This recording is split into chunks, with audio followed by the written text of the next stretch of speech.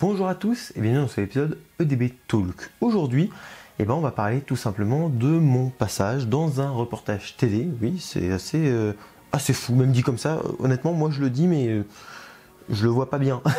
Vraiment, je trouve ça assez dingue. Bref, on va parler de ça, je vais vous expliquer un peu les tenants aboutissants, tout ce qui s'est passé, comment j'en suis arrivé là. Bref, c'est assez fou de pouvoir titrer un épisode de la sorte. Bref, commençons. Alors, avant toute chose, petite lichette dans la tasse Kingoland, parce que j'aime beaucoup. C'est de l'eau, vous en faites pas. Alors, on va y aller simplement. Qu'est-ce qui s'est passé donc dernièrement? Je suis apparu dans un reportage de télé, un documentaire télé, au sujet des parcs d'attractions et plus précisément de la sécurité ainsi que des accidents dans les parcs d'attractions. Ce documentaire est donc apparu sur la chaîne donc la numéro 23 RMC Story donc du groupe RMC. Et en fait, j'ai eu donc l'honneur d'y participer aux côtés de beaucoup de personnes très réputées dans le domaine et des gens en fait calés dans le domaine des parcs.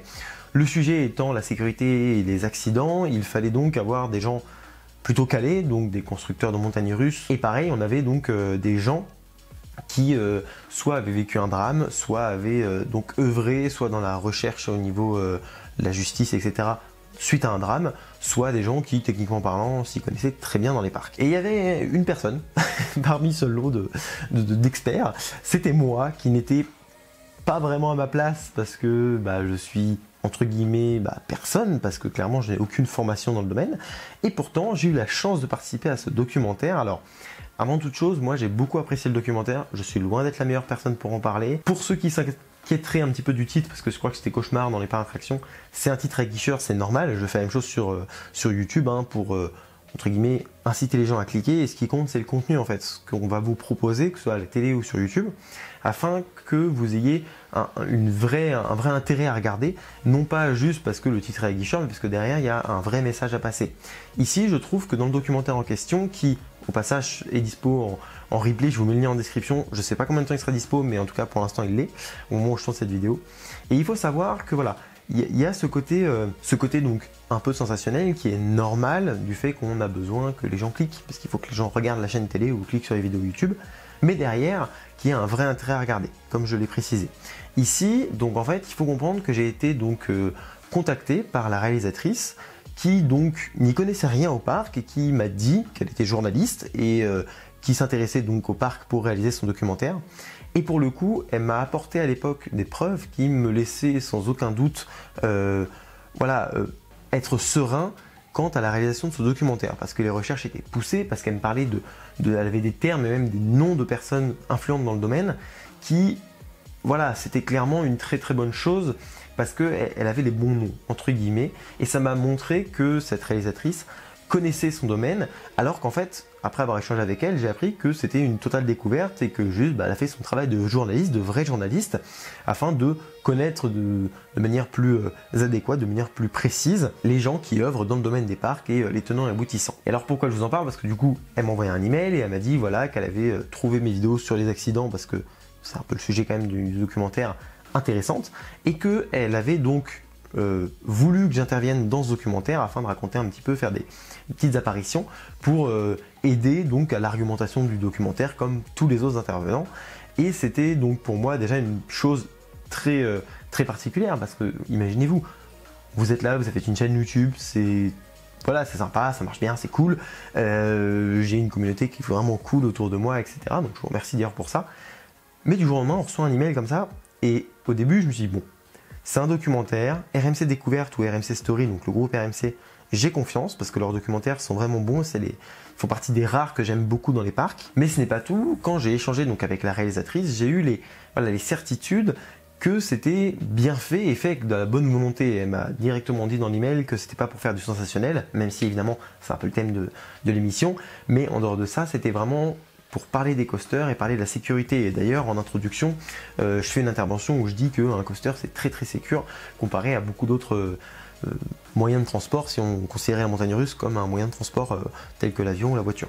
Donc déjà c'est une première chose. Et à la fin du documentaire, pareil, on rabâche un petit peu cette pensée-là que les montagnes russes et les parcs, etc., c'est des lieux sûrs. Les accidents, ça arrive, mais c'est très rare. Là ils en parlent, mais ils en parlent sur un aspect technique, pourquoi ça s'est produit, pourquoi ça se reproduira pas, etc.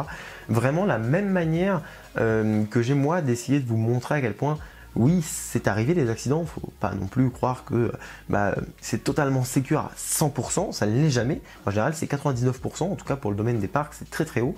Et donc, ça permet de pouvoir se rassurer, et je trouve que le documentaire avait cette volonté-là et cette bonne approche-là, donc j'en suis le premier satisfait, honnêtement. Et en plus d'y participer et de pouvoir mettre un petit peu ma pierre à l'édifice, ça c'est cool. Après clairement je n'ai rien géré, hein. On m'a juste dit de venir, j'ai fait mon petit tournage, etc. Et d'ailleurs je vais vous parler de ça parce que c'est vraiment intéressant. Mais avant, je vais quand même vous remercier encore une fois parce que c'est grâce à vous qui me suivez que j'ai pu donc avoir des vidéos qui ont bien marché, qui ensuite sont apparues dans la recherche de cette journaliste. Donc c'est une première chose. Je tiens à la remercier elle aussi parce que déjà elle a eu la bienveillance de me demander de venir, ce qui est quand même assez exceptionnel, et de faire les choses bien. Donc encore une fois, essayer de trouver le bon angle d'attaque, les bonnes choses pour en parler. Et surtout, on a des termes très techniques, très propres à notre univers de parc. Et donc ça pareil, je trouve ça vraiment très bien. Et moi j'avais toutes les garanties pour que le documentaire se passe bien. Je vais pas vous mentir, à peu près 2 heures avant le début du documentaire, j'avais ce côté, oh c'est cool, voilà, c'est sympa, c'est une expérience nouvelle, avant qu'il soit diffusé. Hein. Et en fait, 2 heures avant, réellement, j'ai commencé à avoir un peu un point au ventre et j'étais en mode waouh, je sais pas si c'est de l'adrénaline ou du stress, mais il y a eu un côté, je vais mourir. Vraiment, j'étais en mode j'étais pas bien du tout, ça faisait très longtemps que j'avais pas été comme ça, parce qu'il y avait un côté, je l'avais tellement partagé sur les réseaux pendant 24 heures que j'étais en mode bon, là si ça se passe pas bien le documentaire, s'il est pas comme il faut, ça va être la merde, et pour le coup, moi j'en suis très satisfait, donc voilà, je suis content. Après, visiblement, ça a plu à la plupart d'entre vous, donc je suis très très content, ça m'a soulagé. Mais pendant une bonne demi-heure, du début de la diffusion à 30 minutes de diffusion, j'avais un point, et c'était horrible, ça fait très longtemps que j'ai pas été autant stressé. Vraiment, ça fait 7-8 ans que je vais être autant stressé, parce que je maîtrise rien, tout simplement. J'étais là et je suis intervenu dans le documentaire, mais par la suite, je maîtrise rien. J'avais quand même la garantie que la réalisatrice voulait faire les choses bien, et ça a été prouvé par le documentaire. Encore une fois, si vous voulez, il est en description. Mais voilà, ça a été vraiment quelque chose de particulier et une expérience qui forcément est folle, et donc je vais vous la raconter. Tout a donc commencé avec un email qui m'indiquait que la réalisatrice était intéressée par ma participation, enfin en tout cas pour échanger avec moi au sujet des parcs et des accidents, etc. Et puis au final, elle m'a dit bon si tu veux, on tourne telle date, etc. Voilà, tu viens dans cette période et tu parles. Donc j'ai fait, je crois, 1 heure ou 2 d'intervention. C'est très court, hein, parce que de toute manière, le documentaire dure 1 heure complète et on est plein d'intervenants. Mais voilà, c'est vrai que du coup, ils ont pris des petites brides de ce que je disais, et j'en suis très satisfait. À chaque fois, je suis content parce qu'ils ont choisi des bons moments où je dis pas de conneries, c'est quand même pas mal. Et non, pour le coup, voilà, j'étais très content. Et en gros, vous imaginez, ils ont recréé un petit peu un univers pour moi, en mode ils ont mis des petits écrans comme si j'étais dans mon studio, enfin dans ma chambre, bref, dans mon appart par exemple, et en fait avec des petits écrans derrière, etc., des images de parcs et de fêtes foraines, et je trouve ça une très belle intention. Et ensuite donc j'ai pu parler un petit peu des parcs. J'avais mon petit Woody Nigloland, qui n'est pas celui-là, hein, c'en est un autre, mais parce que encore une fois le Woody Nigloland est vraiment trop beau. J'avais demandé si je pouvais venir avec, et ils m'ont dit oui, il n'y a pas de problème. Donc je suis content, parce que c'est pas pour Nigloland spécialement, parce que le vêtement, le merch est vraiment très beau là-bas, donc ça me faisait plaisir de le mettre, et que ça faisait pas trop fan, ça faisait juste un bon petit entre-deux entre le fan et voilà, quelqu'un qui aime bien le parc. Donc j'étais content, et donc j'y suis allé en plein Paris. On a tourné pendant 1h30, 2 heures. J'avais quelques petites notes au cas où, mais 3/4 des choses, je l'ai fait de tête, ça c'est cool, grâce aux vidéos que j'avais tournées au préalable sur cette chaîne. Donc c'était très bien, et encore une fois, je remercie donc la réalisatrice pour cette expérience qu'elle m'a offerte, mais surtout parce que voilà, c'était vraiment trop bien, et le résultat, j'en suis très content. Le reportage est vraiment, le documentaire est vraiment très bien foutu, très bien ficelé, et très intéressant. Donc j'en suis content. En tout cas, encore une fois, c'est mon avis. Je vous invite à aller le voir pour vous faire un avis plus détaillé. Mais moi là, je suis très content. À côté de ça, évidemment, il y a le côté, après j'ai eu l'attente de novembre à, donc là on est mi-février, parce qu'en fait, déjà j'en parlais pas parce que c'était lointain, mais surtout j'avais tellement peur de soit de pas être à l'auteur, soit de pas vraiment apparaître dans le documentaire, hein. J'avais vraiment très peur. Et puis après j'ai vu la bande-annonce, j'apparaissais dedans, je me dis au moins il y a un petit passage de moi, au moins, juste parce que je veux pas vous vendre quelque chose genre regardez, je suis dedans, et puis ne pas apparaître dedans, ça aurait été con. Et donc voilà, au moins j'apparais dedans, je suis pas non plus omniprésent, loin de là, mais du coup il y a un bon mélange entre tous les intervenants, c'est bien foutu, et je suis très content d'avoir pu œuvré dans ce documentaire. Et encore une fois, c'est grâce à vous, donc merci beaucoup. Et non, franchement, c'était une expérience de dingue, vraiment. Et c'est un peu une consécration pour la chaîne, parce que je me dis, bon, bah là, ça me... Je sais pas, je veux pas dire que ça me donne une légitimité ou quoi, hein, mais ça montre que ce que je fais sur la chaîne n'est pas vain. Et ça, c'est une chose qui me tient vraiment à cœur. Je remercie également toutes les personnes qui ont fait des retours le soir, parce que j'ai partagé plein de trucs sur Instagram, mais tous les retours que j'ai eu sur le documentaire, c'est fou. Je répondais à 10 commentaires, à 10 messages sur Instagram, j'en avais 20, 30 autres, c'était assez impressionnant. Je viens seulement d'arrêter parce que le documentaire a été diffusé à quelques dizaines de minutes, peut-être 1 heure ou 2. Et vraiment, c'était fou. Donc merci beaucoup pour tous vos commentaires, pour tous vos avis sur le documentaire, c'était vraiment trop bien. Et vraiment, voilà, j'en garde une expérience déjà du tournage qui était génial, de la rencontre avec la réalisatrice, le caméraman qui était vraiment top. Et puis même de toute manière, j'ai pu aider un tout petit peu en donnant des pistes, en disant voilà, en donnant des sites internet qui pouvaient être intéressants ou même des personnes qui sont intervenues dans le documentaire. Et c'est moi qui les ai recommandées. En tout cas une, et ça je suis très content et je suis très fier parce que je me dis voilà, au moins j'ai un petit peu œuvré dans le documentaire au-delà de ma simple présence, qui n'est pas forcément le truc le plus important. Et je suis content d'avoir pu partager ça avec vous, d'avoir pu vous l'envoyer sur Instagram, sur YouTube, etc. et que vous ayez pu le voir. C'est une raison de plus de me suivre sur Instagram, de pouvoir avoir ces petites exclusivités là.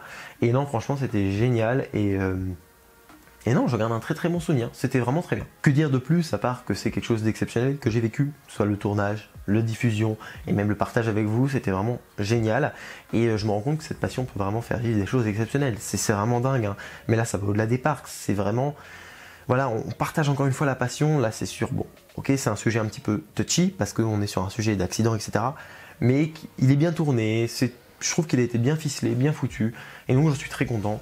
Et de toute manière, voilà, ça fait encore un peu avancer la passion et j'espère que dans les années à venir, on aura de plus en plus de gens qui vont découvrir cette passion, devenir de plus en plus passionnés et même de toute manière, voilà, découvrir cet univers qu'est les parcs parce que ça fait graviter énormément de monde. Quand je vois le nombre de réactions au documentaire, ça montre que ça plaît et que c'est intéressant cet univers en général. Et donc voilà, c'est très très bien foutu. Alors, en plus, ce documentaire, il y avait des intervenants, donc de gens qui étaient... Voilà, qui résidait aux États-Unis, donc c'est quand même une recherche encore une fois un peu poussée quand même, on va pas se mentir. Donc non, voilà, vraiment c'est très très cool. Et puis bah voilà, j'ai eu la chance d'être dedans. Encore une fois, j'en reviens pas vraiment.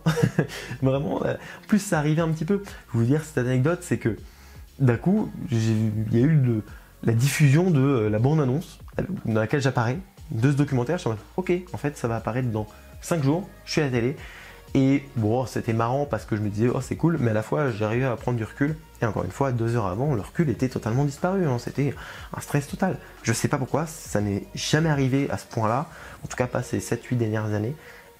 Je sais pas, j'ai eu un gros stress, peur de vous avoir menti, de dire ah là là, regardez le documentaire et j'apparais pas dedans, ou alors je suis une vraie brêle et le documentaire est nul. Et bon, je sais pas si c'était une brêle ou pas, en tout cas le documentaire lui m'a plu, et ça j'en suis voilà, très très satisfait. Et bah, c'est une étape sur la chaîne, je trouve. Ça, c'est mon point de vue, mais voilà, c'est vraiment... Ça me fait plaisir de partager ça avec vous. Encore une fois, c'est grâce à vous, donc merci beaucoup. On va continuer. Il y aura d'autres vidéos sur la chaîne. Peut-être d'autres documentaires, je pense pas, parce que c'est quand même déjà assez exceptionnel.